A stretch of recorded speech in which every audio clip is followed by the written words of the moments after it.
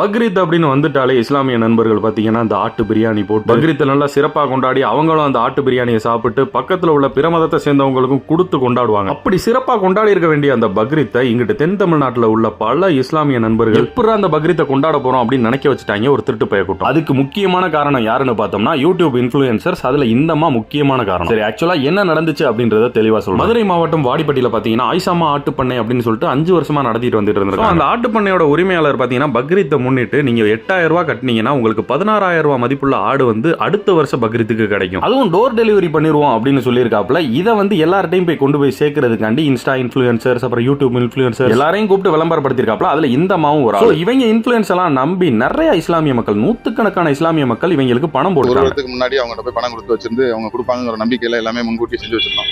இப்ப கடைசி நேரத்துல அவங்க போனே எடுக்காம இன்னைக்கு பக்ரீத்துக்கு ஆடு கொடுக்காம ரொம்ப எல்லாரும் மன உளைச்சலுக்கு உள்ளாகி நாங்க யாருமே குர்பானி கொடுக்காம ரொம்ப வருத்தத்துல. அடுத்த வருஷம் இந்த பணத்துக்கு டபுள் மடங்கா நம்மளுக்கு ஆடு கிடைச்சிரும், நம்ம அதை வச்சு சிறப்பாக கொண்டாடிடலாம் அப்படின்ற நம்பிக்கையில அவங்க பணத்தை போட்டிருக்காங்க. ஆனா இப்ப பக்ரீத்தே முடிஞ்சு போச்சு, இவங்களுக்கு ஆடும் வரல, அவங்க போனையும் அட்டன் பண்ணல. இந்த இன்ஃபுளுசர்களால தான் நாங்க ஏமாந்துட்டோம். அதுல முக்கியமா இந்த நௌஃபா அசார் அப்படின்ற இந்த மங்களை நம்பி தான் நாங்க பணத்தை கட்டணும், இப்ப நீங்க தான் அந்த பணத்தை கொடுக்கணும்னு சொல்லி நிறைய பேர் கமெண்ட் பண்ணதுக்கு இந்த அம்மா ஒரு விளக்க வீடியோ கொடுத்திருக்காங்க. ஃபர்ஸ்ட் டைம் பண்ண வீடியோ ஒன்னு, அதுல நம்ம ப்ராப்ளம் சால்வ் பண்ணி ஆடும் கொடுத்தாச்சு, ரீஃபண்டும் பண்ணியாச்சு. ரெண்டாவது தடவை போட்ட வீடியோ நான் உடனே டெலீட் பண்ணிருக்கேன். இந்த வருஷம் நான் வீடியோ போடவே இல்லை. அதாவது ஃபர்ஸ்ட் வருஷம் வீடியோ போட்டப்ப பிரச்சனை வந்திருக்கு, அதுக்கப்புறம் ரெண்டாவது வருஷமும் வீடியோ போட்டு டெலீட் பண்ணிருக்காங்க. ஆனா இந்த வருஷத்துக்கு நான் காரணம் இல்ல, நான் வீடியோ போடல அப்படின்னு இந்த அம்மா அவங்களே ஜஸ்டிஃபை பண்ணிக்கலாம். உங்களுக்கு மைண்ட்ல ஒன்னு தோணி இருக்கும், அதான் எனக்கும் தோணுச்சு. முதல் வருஷமே பிரச்சனை நடந்திருக்கு, அப்ப ரெண்டாவது வருஷம் எதுக்கு வீடியோ போடணும் அதுக்கப்புறம் டெலீட் பண்ணணும்? இந்த ப்ரொமோஷன் பண்ற இன்ஃபுளுசர்கள்னா யாருன்னு தெரிஞ்சிருச்சா? அவங்களுக்கு ப்ரொமோஷன் மூலியமா காசு வருதான்னு பாப்பாங்களே தவிர உங்க மேல அவங்களுக்கு 1% கூட அக்கறை கிடையாது. நான் இந்த பேஜ் ஆரம்பிச்சதுல இருந்து இந்த ஒருத்தன் இந்த ப்ராடக்ட் வாங்க சொல்றேன், அதை வாங்க சொல்றேன், நம்பி எதுவும் வாங்காதீன்னு சொல்லிட்டே தான் இருக்கேன். மக்கள் கேட்கிற மாதிரி இல்ல. அப்புறம் ஒரு தற்பெருமை பேசிக்கிறேன், 1 மில்லியன் சப்ஸ்கிரைபர் வரப்போது. இது நாள் வரைக்கும் ஒரு ப்ரொமோஷன் பண்ணது கிடையாது. ஆனா ப்ரொமோஷனுக்கு 100 கணக்கில் ரெக்வஸ்ட் வந்து அதுல ஒண்ணு கூட நான் ஏன் அக்செப்ட் பண்ணலன்னா, நீங்க என்னால 1 ரூபா கூட ஏமாந்துடக்கூடாது. அதுக்காக நன்றி, வணக்கம்.